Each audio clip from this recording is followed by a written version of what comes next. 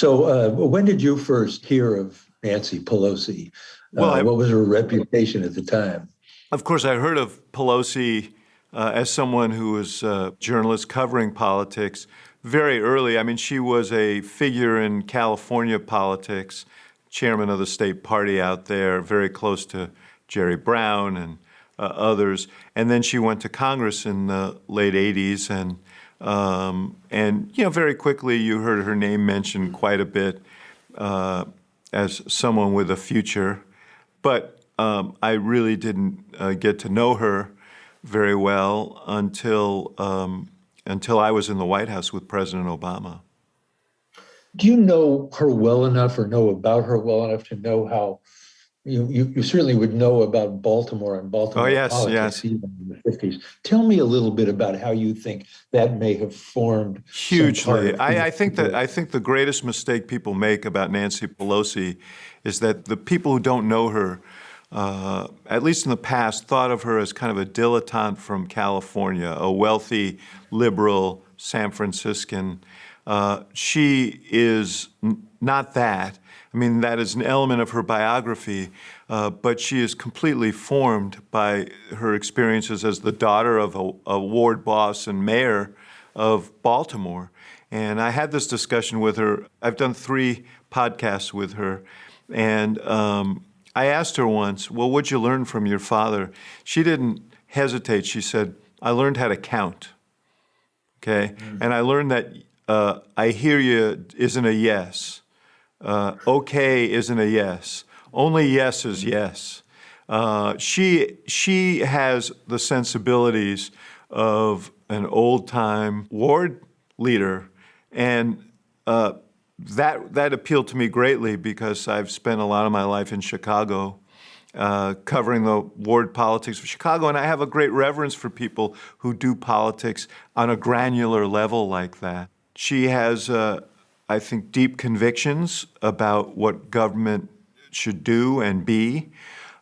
She's obviously a person of great faith, and those beliefs help formulate her thinking. But when it comes to politics, she was trained at the ward level about how to count votes, how to get votes, and how to produce a result.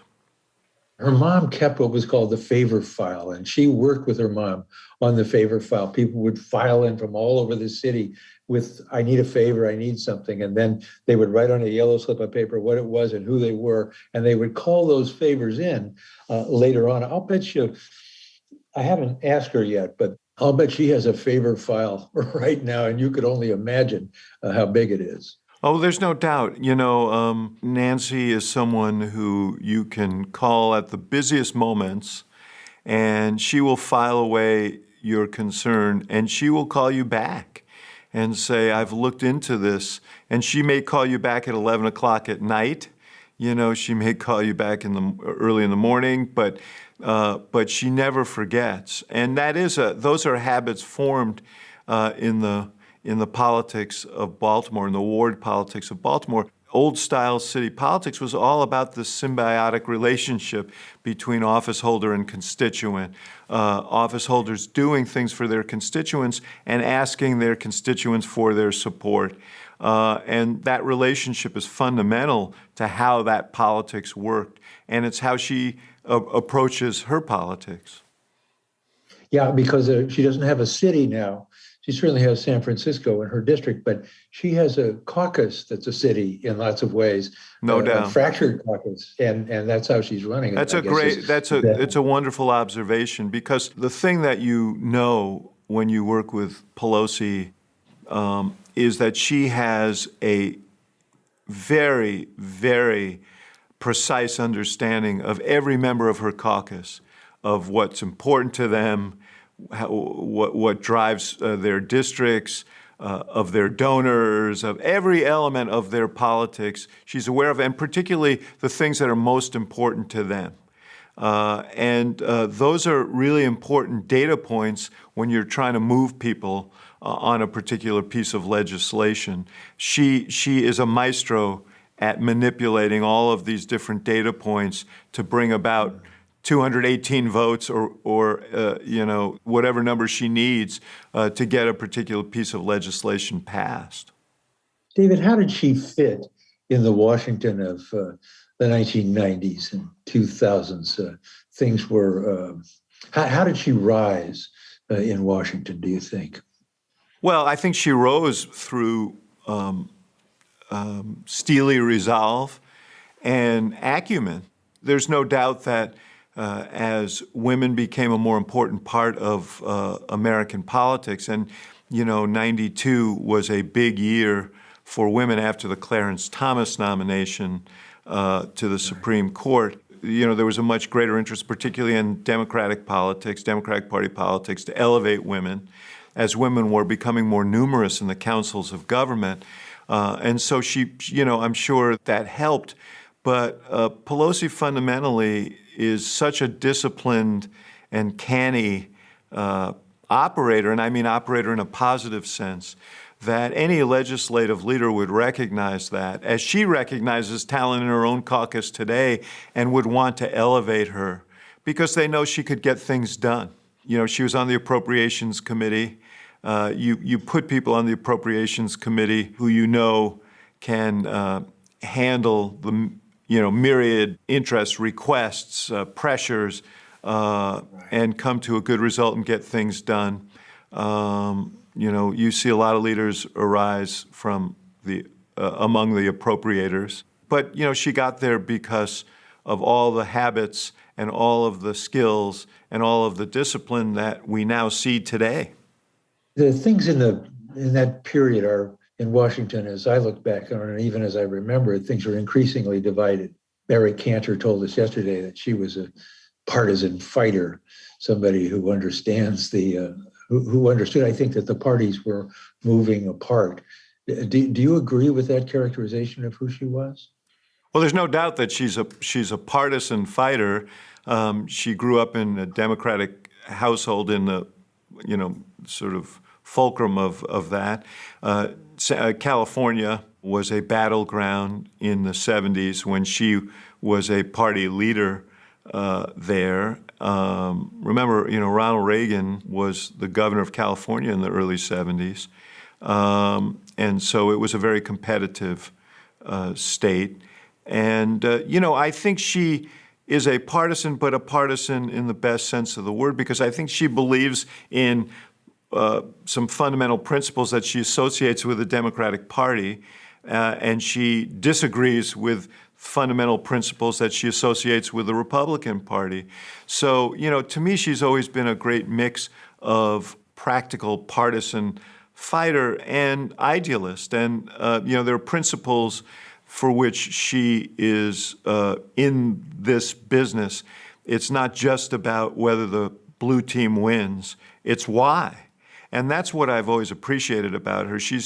There are plenty of people in Congress who are very good at politics, but they don't necessarily appreciate why they're in the business or why they should be. She sees it as a vehicle to do good things, to try and help people. And, she's always willing to compromise because compromise is part of the process. She understands that you can only get what you can get, and you try and get as much as you can get. She's as sharp-elbowed as anyone in taking out people who are challenging her, and certainly people on the other side who are equally fierce. But it isn't just for the acquisition of power. That, to me, seems less interesting to her than how you use it. So she becomes whip. She decides to take on George Bush about the war. This is a forward stance at the time. Yes, it was tending in that direction, but there she was going right out front and trying to take the Democrats with her, talking about troops dying, and she's accused of, being a sympathizer, a traitor, or whatever. Certainly the GOP goes after her. What's her strategy there, David, in 2005, 2006? Well, I'd say a few things. One is that is partly informed, I'm sure, by her district and the politics of her district. That's one element of it. She also was on the Intelligence Committee, and probably saw a lot of the data that many others didn't, that helped inform and inflame her thinking about the nature of that war. And it was very clear that the war was going to become a line of demarcation. And let's be clear, I can't exactly remember. I don't know what year it was, but Karl Rove spoke to the Republican National Committee, and he said that Americans would rally behind the president because of the war, and that was an advantage to the Republican Party. So, no one should get on their high horse about politicization of the war. But I think she fundamentally thought the war was a mistake, was going poorly, and wasn't going to end well. But she also, I'm sure, saw that this was going to divide the country, and it was better for the Democratic Party to be on the right side of that issue, which was in opposition. Do you think Iraq laid the groundwork for Obama to win? I don't think there's any question that if Barack Obama had not taken an early position as a candidate for the U.S. Senate in Illinois, when most other Democrats and Republicans were supportive of the authorization for the use of force in Iraq, if he had not taken that position, I don't think he would have been elected president of the United States. The thing that distinguished Barack Obama from most of the other major candidates for president is that most of the other major candidates for president had voted for the war in Iraq, and he had spoken out against it.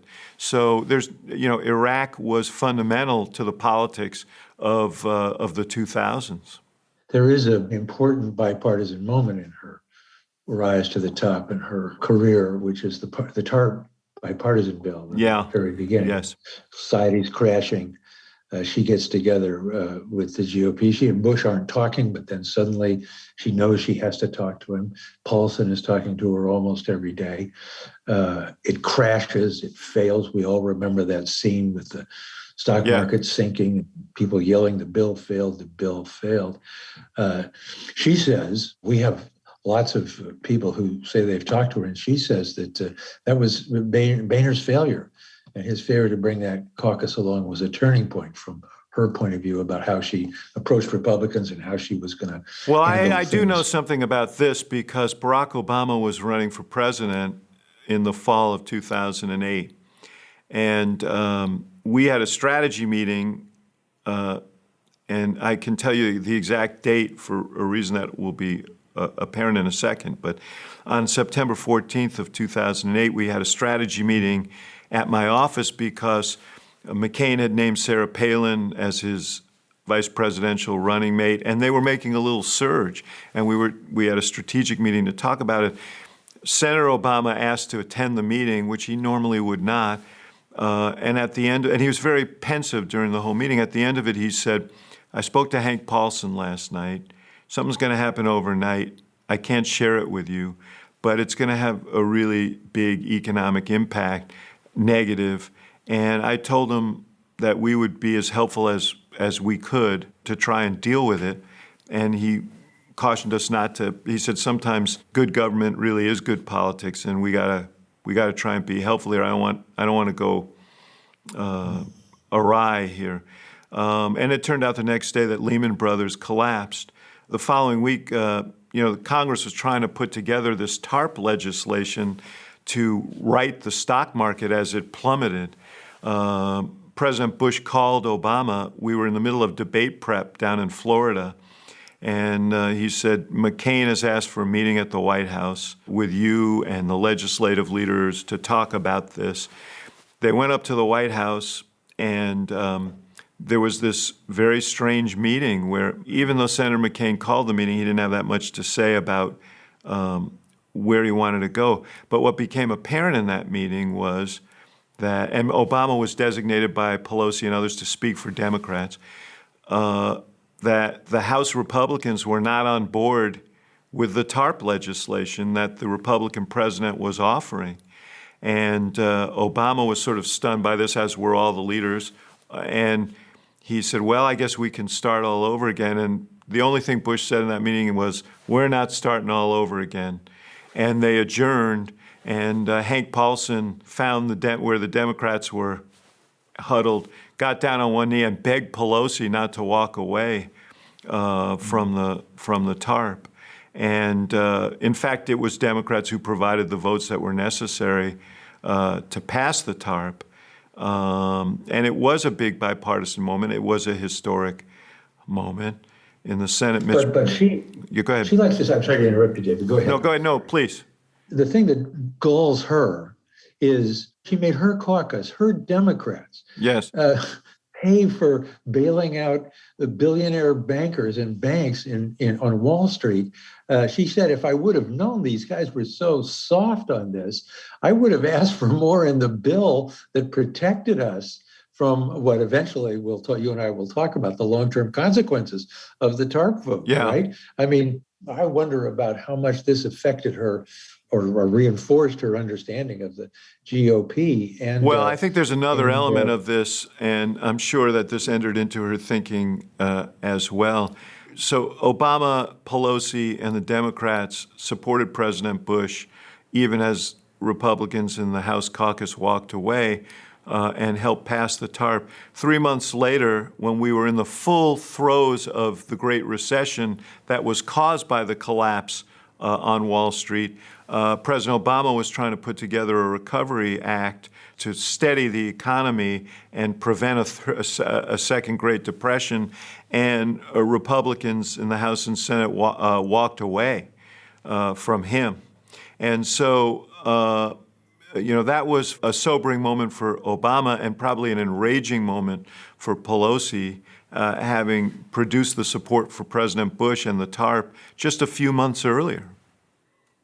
Just let's step back to 10,000 feet for a second, David, and talk about the consequences of the TARP vote, where the Democrats, it seems like, had to own it. It was forced on them to own it. I'm thinking about the Tea Party, Occupy Wall Street. Yeah. How far-reaching were the consequences on American politics over the decades? Look, we were concerned. We were concerned during the presidential race that John McCain would turn on the TARP bill, and that he would wage a kind of populist revolt to it. He did the responsible thing, to his credit, and did not, because the truth was, if the financial system collapsed, we would be in a second Great Depression. But we understood that bailing out Wall Street was not a popular position. And, once we were in the teeth of the recession, there were, millions and millions and millions of Americans who felt like, I'm not getting a bailout. Why are the guys who are responsible getting a bailout? Why are these wealthy people getting a bailout? And it was very, very politically burdensome. It was irksome to people. It was angering to people. And it was some of the fuel behind the Tea Party movement. I would argue that, race and culture and a lot of other things entered into it. But there was a populist furor about what Wall Street had done to the country and how little a price they had to pay for it. What are the consequences for her? That happens. Democrats are tagged with it. What does Nancy Pelosi tell herself looking to the future, do you think? Or how does this change what she does? She had been restored as Speaker in 2006. Her majorities were extended in 2008. But I think everyone recognized, I certainly did, and I spoke to President Obama about it, that 2010 was going to be a bloodbath for Democrats. And the reason I felt that was because economists told us it's going to take years and years to recover from this recession. That's the way it works with financially induced recessions. There's not a V-shaped recovery. So people are not going to really feel the recovery by 2010. That alone, and the fact that we were holding a lot of seats that we took in Republican territory, said to me we were going to have a tough election 2010. Pelosi obviously understood that. I mean, she's as shrewd as there is, and I'm sure she was being told that. I think what it did do was it probably fueled her ambitions to get as much done in those first 2 years of the Obama presidency as possible, out of fear that he wouldn't have the opportunity after 2010, they wouldn't have the opportunity, and also the idea that, if they got a lot done, that it might reduce the chances of big losses in 2010. So, she was very eager Obama laid out a very ambitious agenda for the first 2 years of his presidency, and Pelosi was more than a willing partner. Yeah, this is a phrase that we hear today. Yes. Go big and go fast. Right? Yeah, no, I mean, look, I said today to someone that Democrats are treating this reconciliation bill that she's trying to pass as the last plane out of Kabul. They want to get their priorities on because they think this is going to be the last chance for a while. Let's talk about, this brings us to ACA. Yes. With which you're very familiar. Yes. A lot of people we talk to say that there is in the territory of that, in the high story of that, a real difference of opinion between Pelosi and Obama about politics and bipartisanship in Washington. She was, we've got a supermajority, let's just go for it, forget them. And Obama, being Obama, was not there. He was much more interested in, the way the story goes, getting Republican participation on things, stimulus and other things. Talk a little bit about, did you perceive the difference? Did it manifest itself in anything in those early days? Well, look, I'm sure. I am sure that Speaker Pelosi was frustrated at the pace of the Senate deliberations on the Affordable Care Act. And at the same time, Senator Reid and Max Baucus, who was chairman of the Senate Finance Committee, were urging Obama to wait and work on getting Republicans. And Baucus was absolutely convinced that he could bring some Republicans along.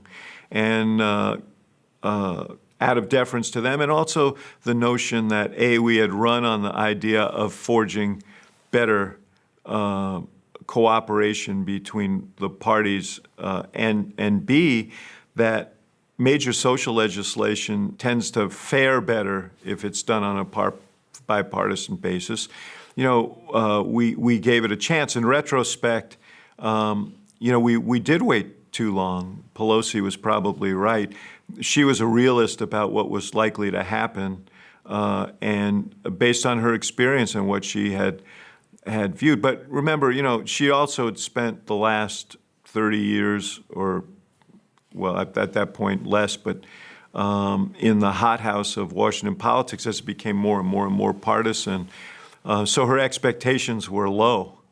The country's expectations may have been higher, but there's no doubt that there was tension because the House was ready to go and the Senate was diddling. And, ultimately, that supermajority in the Senate did pass a bill, and then we didn't have a supermajority anymore very quickly because Ted Kennedy died and the Republicans won his seat. That Scott Brown election almost kills ACA, doesn't it? Yes, and in fact, I think most of Washington was reading last rites over the ACA when Brown won. Then there were only two people, I think, in Washington who actually believed the ACA could still happen. One was Barack Obama, and the other was Nancy Pelosi. And, we met after the election in Massachusetts in the White House, and Obama said, we're not giving up. And we're going to go underground, and we're going to put this together. The House was unhappy with the Senate bill. They felt it was not progressive enough. It didn't include a public option, which was very important to many members of the House. And there is natural enmity between the House and the Senate. There is friction between the House and the Senate. So all of that was at play. But once we lost the supermajority in the Senate, it was clear that the only way to pass the ACA at this point was for the House to embrace the Senate bill and then fix some aspects of it through the budget reconciliation process that wouldn't require a Senate majority. It was very, very complicated. And when the president asked Phil Shalero, his legislative director, where we were in the House, Phil said, we're probably 20 votes short based on what the speaker was telling them of support for the ACA. And so it became Pelosi's task to try and win those 20 votes, member by member. And it was a virtuoso performance on her part, most of it done outside of the view of the public, to figure out what it was that each member needed to get to where they had to go on this bill. And, there is no doubt that there would be no Affordable Care Act today but for Nancy Pelosi. And I'm not sure many other leaders or any other leader would have been able to put together the majority that we needed at that time. When we go down into the sausage-making moments, and she's expressed this publicly, and so have others to us, that there was real anger on her part, you and Rahm advising that they go smaller, that the president goes smaller, that she wants to go big. She says Rahm's undercutting her. She's it's not me. Let me just make clear. I did not have that view. My view at the front end, and I was very cross-pressured because I have a child with a chronic illness. I almost went bankrupt in the healthcare system. I knew how urgent it was, but I was worried about the political consequences for Obama of doing what 7 presidents had tried and 7 presidents had failed to do. And his attitude was, if it cost me the presidency, it will have been worth the fight because this is of such moment. And once he said that, I was all in. So I was on her side of this fight. So it's Rahm really who's out there undercutting her? Well, and you'd have to speak with him, but there's no doubt that Rahm felt that we should, and there were others who felt that we should go smaller.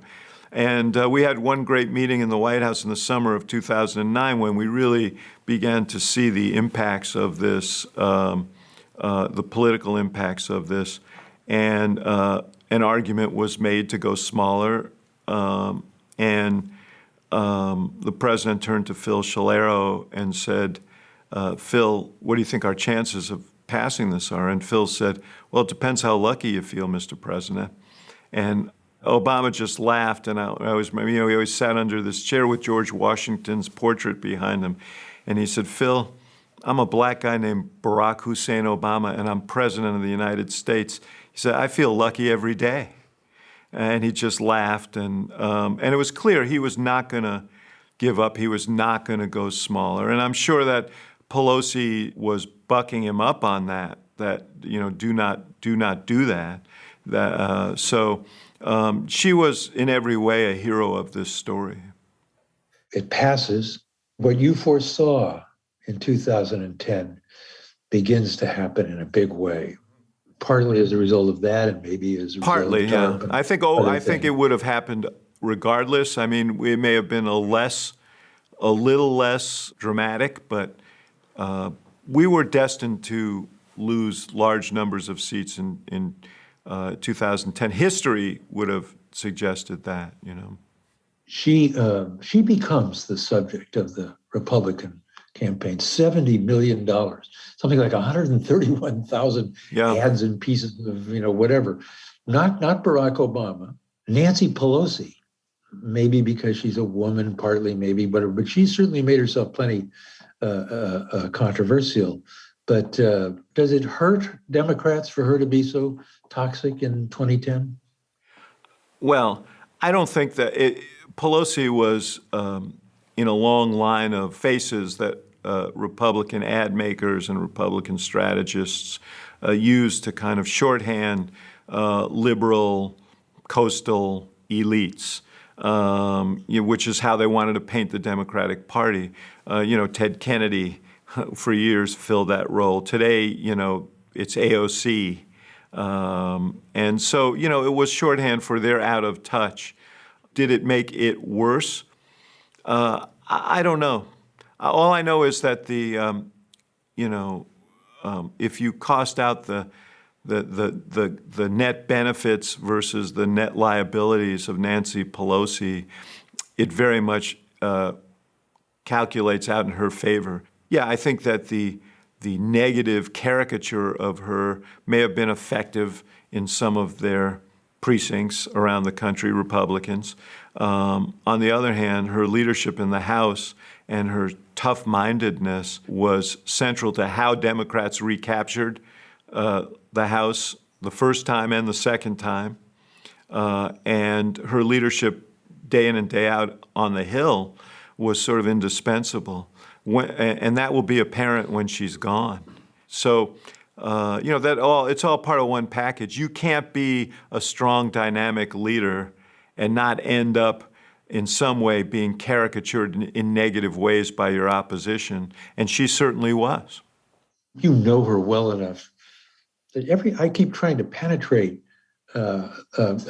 people to find out, how does she feel about this? What are Nancy Pelosi's personal reactions to a $70 million campaign that vilifies her? It's so funny that you say you can't penetrate. I don't really know the answer to that, but my strong feeling about it is that she has an incredibly tough hide about these things. She knows who she is.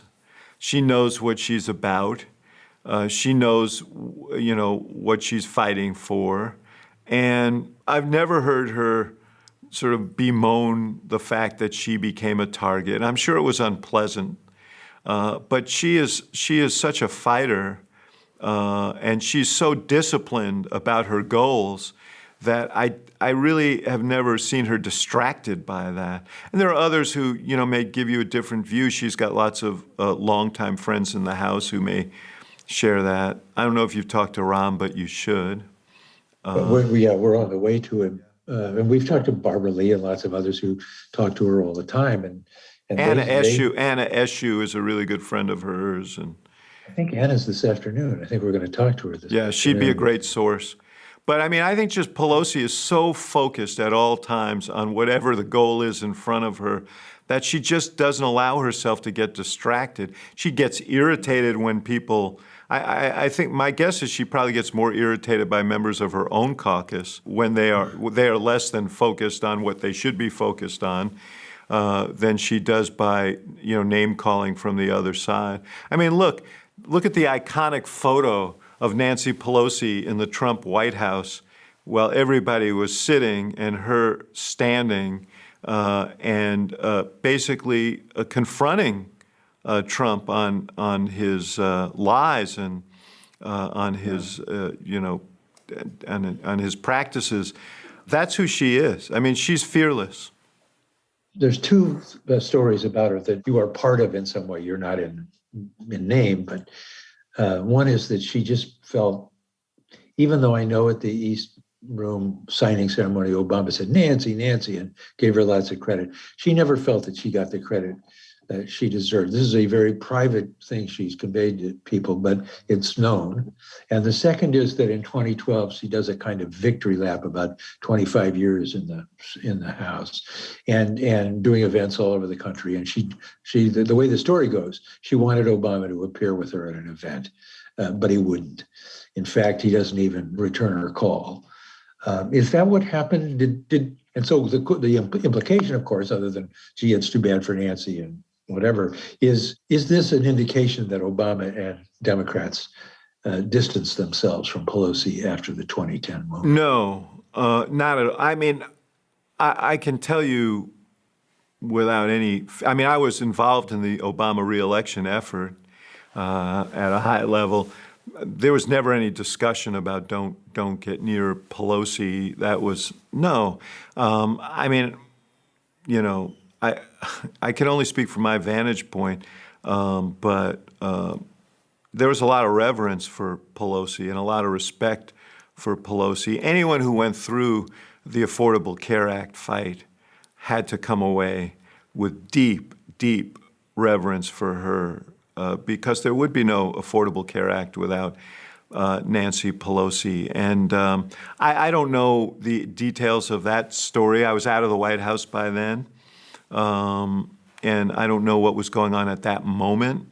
But all I know is that Barack Obama would say to this moment that he was blessed to serve with Nancy Pelosi, that many of the important things that he was able to accomplish in Congress would not have happened without Nancy Pelosi. So again, I don't know about that particular incident, and but just on the other, I mean, I've said it several times.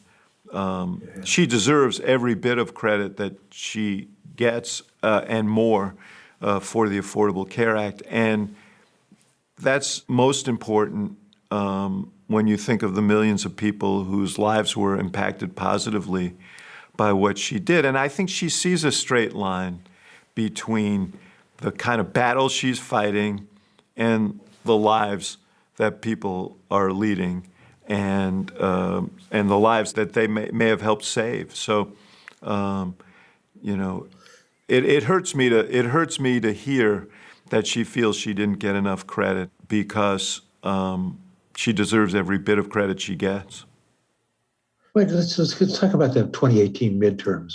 We're moving along on our history on horseback, David. You know, let me just go back to the 2006 when they took the majority back. You know, she designated Rahm Emanuel, who was a relatively junior member of the House, and I remember Rahm calling me and saying, you know, they want me to do this.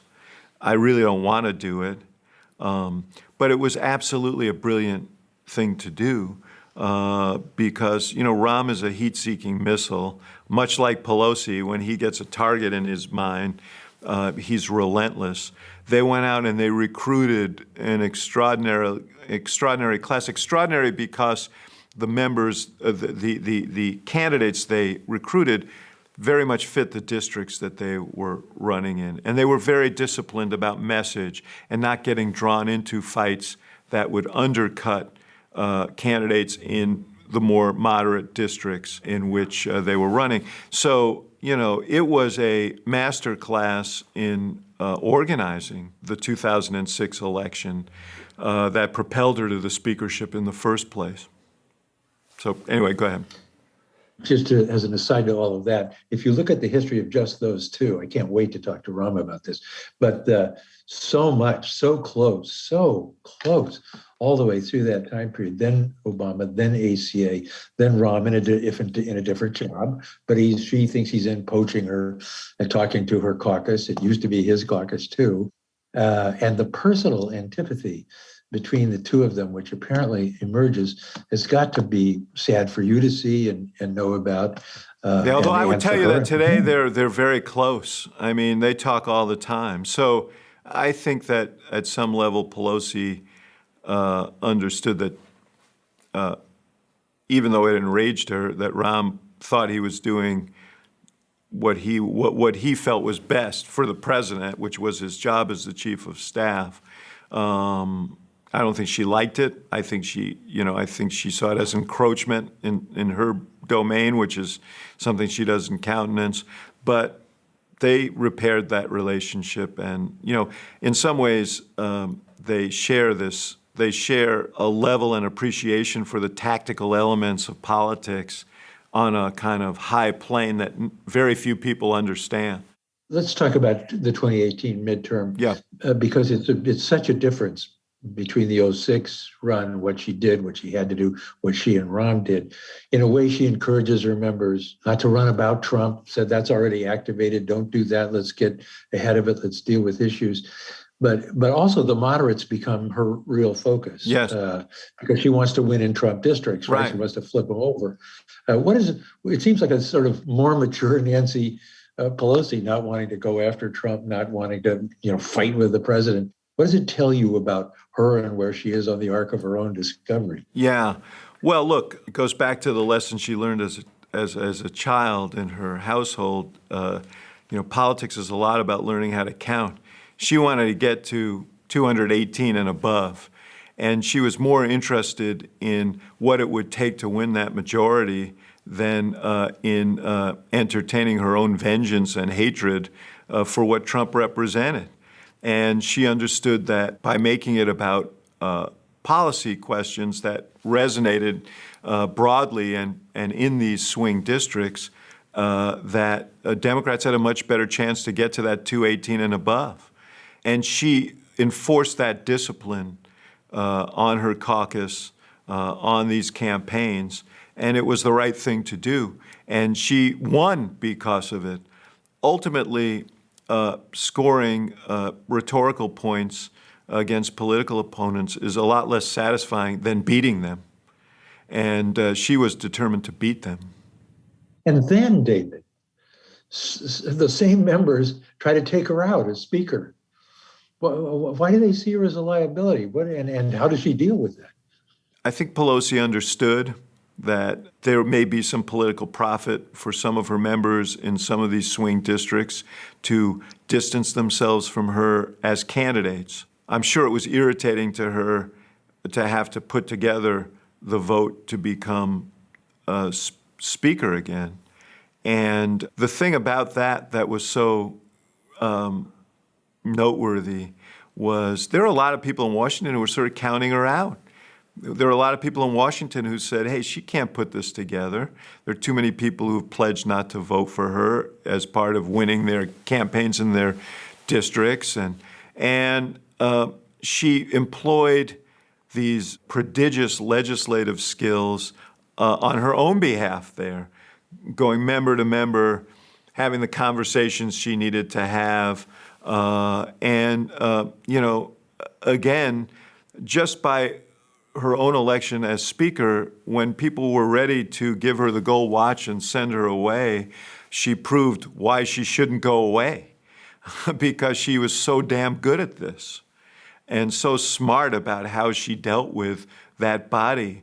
And of course, everyone would look back now on that and say, man, I'm sure glad she didn't go. Because she was actually trying to be the minority leader.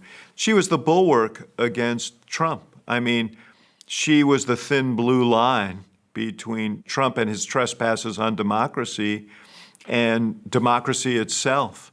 And so her steeliness and her wiliness became, in the period when she was minority leader and when she was speaker, the thing that reined Trump in. And I think most Democrats recognize that. She's in a tough situation around that time. The caucus is split, progressive and moderates. They want impeachment. She's trying to protect the moderates, and impeachment won't work anyway. She knows it's not going to work. So she's got a kind of strategy to avoid the impeachment. What do you think? What do you think that was? What was she doing? Even though she understood that there were many Democrats who really believed that impeachment should happen. There were some who wanted to impeach Trump almost on election because when the Russia involvement became known, Pelosi understood that's not where most of the country was, that most of the country did not want them to be absorbed by impeachment. And it was really only when the details of Ukraine came up that she felt like he had crossed a line and she could not stop and had a responsibility to proceed on impeachment. Let's talk about the progressives for a while, who were pushing for it and many other things. There's tensions between Pelosi and AOC. Is the heart of the tension, as you can see it from your perch, kind of how they understand politics? AOC came to Congress as an activist, as a young activist representing other young activists who were impatient with what they view as the incremental nature of policy making in Congress and who loathed the influence of special interests in reining in their ambitions and so on. I think they were very well motivated. They wanted to get as much done as they could possibly get done. They wanted to deal with big problems. And the realities of the legislative process were not something that they were particularly concerned with. They weren't particularly familiar with it. That is the place where Nancy Pelosi has lived much of her life. The irony of it all was that Nancy Pelosi, who for years and years and years was reviled in Republican ads for being this left-wing, San Francisco crazy, was now being attacked by young activists for not being progressive enough. And the fact is that Nancy Pelosi is a pragmatic progressive.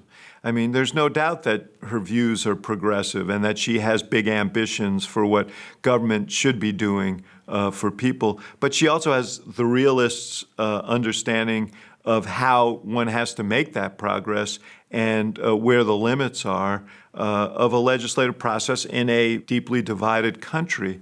So there were going to be tensions between the unbridled idealism and ambitions of the activists who were coming into Congress, and the more pragmatic approach that she took, that was necessary to actually get things done. That's so interesting. It's true that she says, I mean, she always talks about hard power versus soft power. She, of course, has hard power, and hard power is votes, and that's power. Influence is something when you have 5 million Instagram followers or something. Right. And that's how she draws the distinction. No, I think that, and I think that it's a frustration for her that there are members of Congress for whom that Instagram following is fundamental. And you don't arouse your base through moderation. You don't build your following through compromise. But that often is how you have to make progress in a democratic society.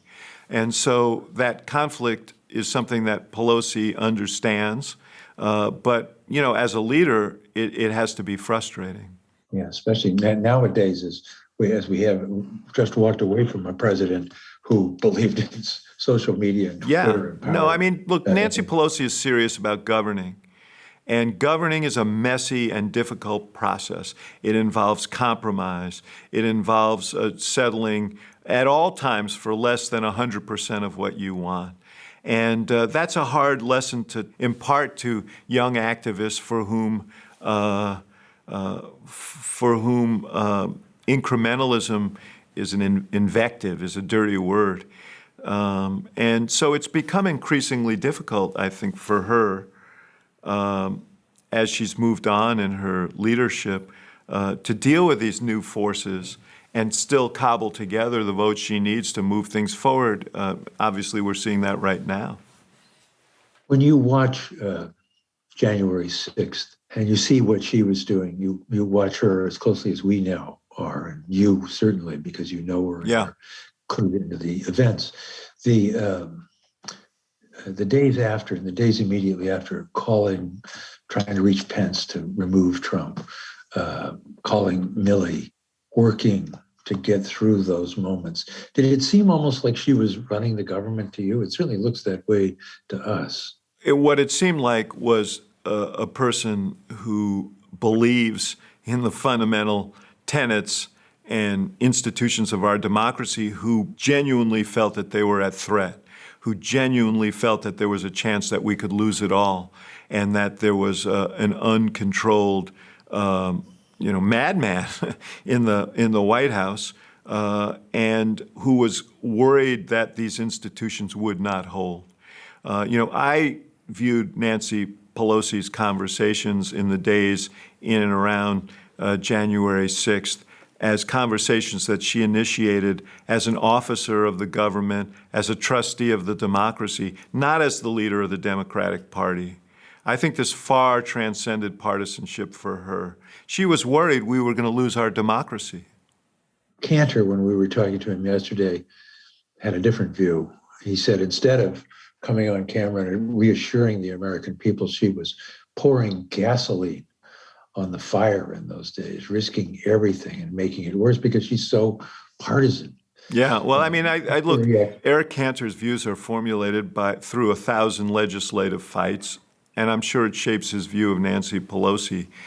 But we now have a pretty keen lens on what the President of the United States was doing in and around January 6th.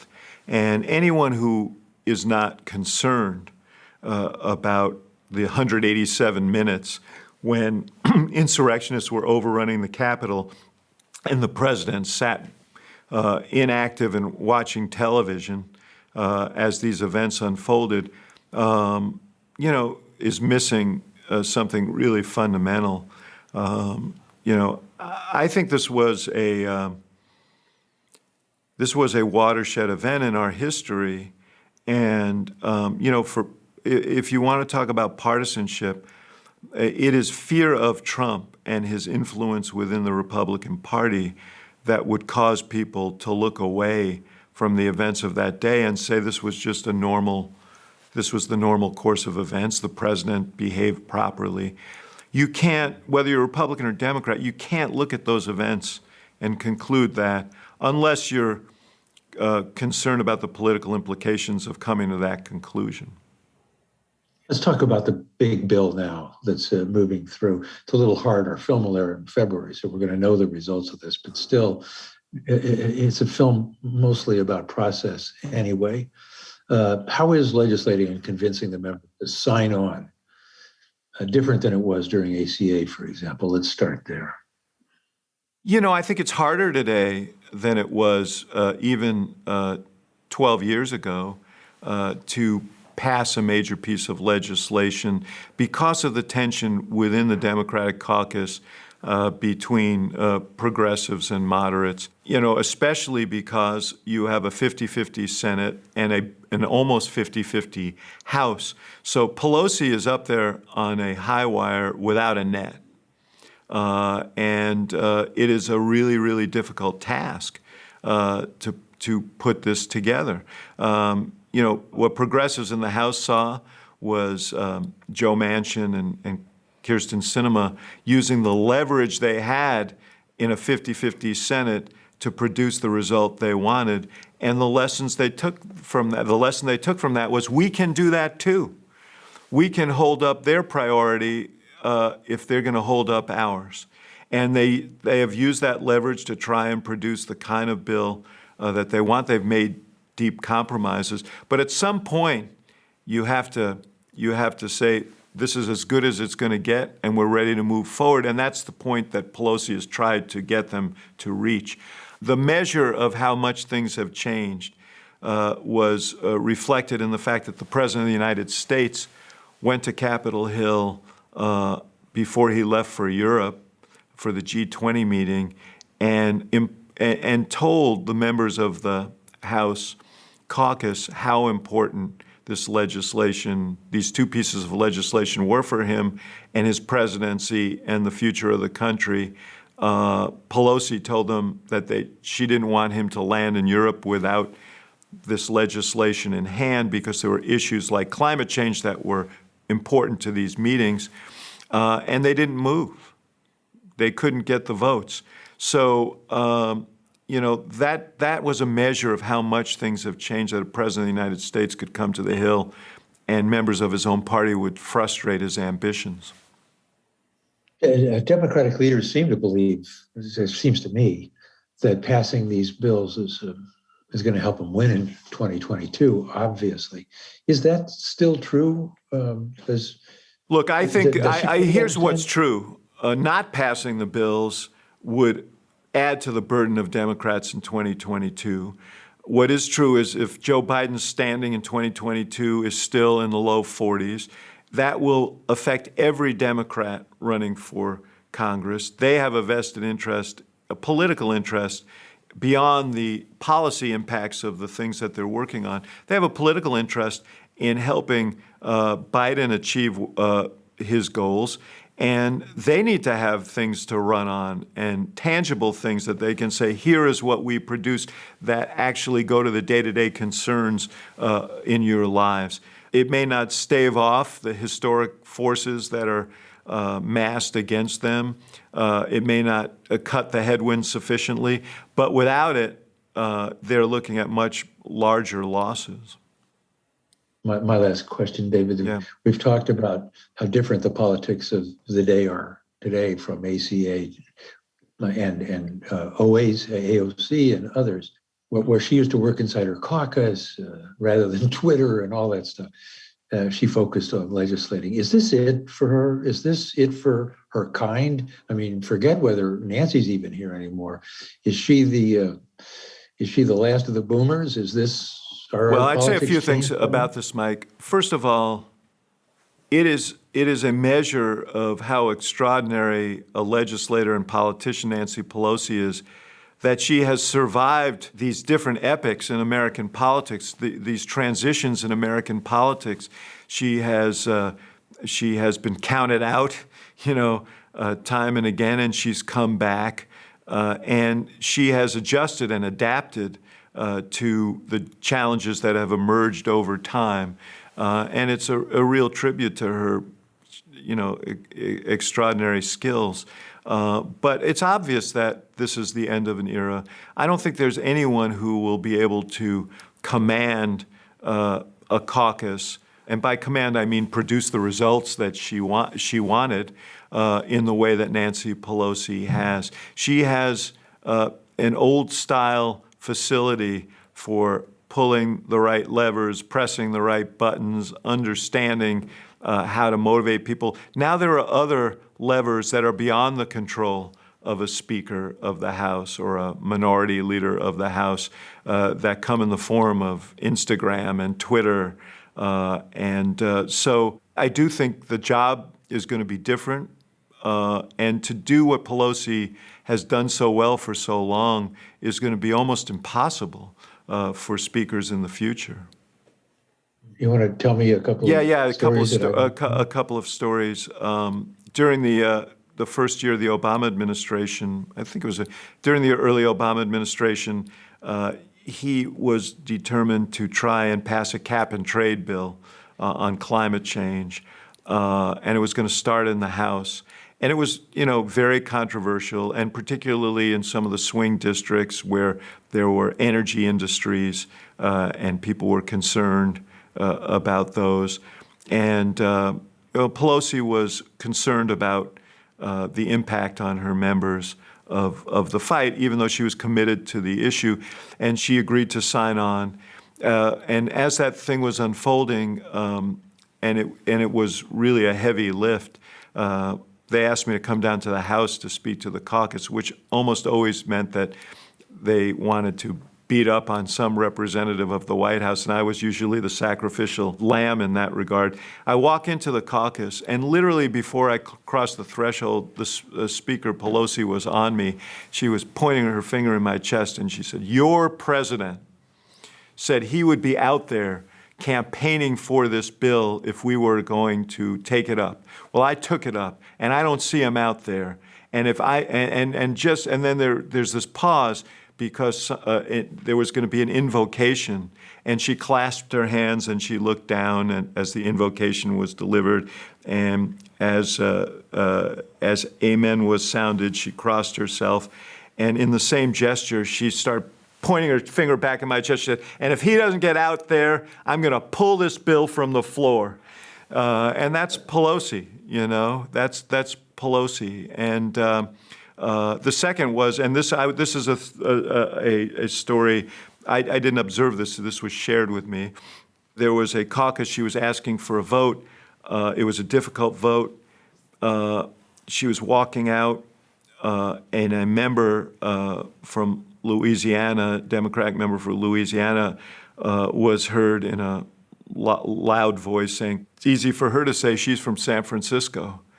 And she turned, walked back to that member, got in his face and said, "Let me tell you something. I don't see my grandchildren on weekends because I'm traveling the country raising money from liberals for people like you." She said, "So don't give me that." And she left. And of course, everybody then said, you owe her an apology. But that's her. That's Pelosi. She's direct. You never guess what she's thinking. And she's a leader. And even in choppy waters, she's managed to get her caucus to follow. And she will be missed. I mean, I believe that Nancy Pelosi, everybody refers to Nancy Pelosi as a historic figure. And she is a historic figure. She was the first woman to get elected Speaker of the House. But she's a historic figure for more than that. She is the last of the great legislators in that role. She is among those historic figures who we will we will remember as masters of the house. And so when she leaves the scene, and she will leave the scene soon, that's pretty clear. When she leaves the scene, she will be etched in the marble of those Capitol walls as one of the truly great leaders in American history.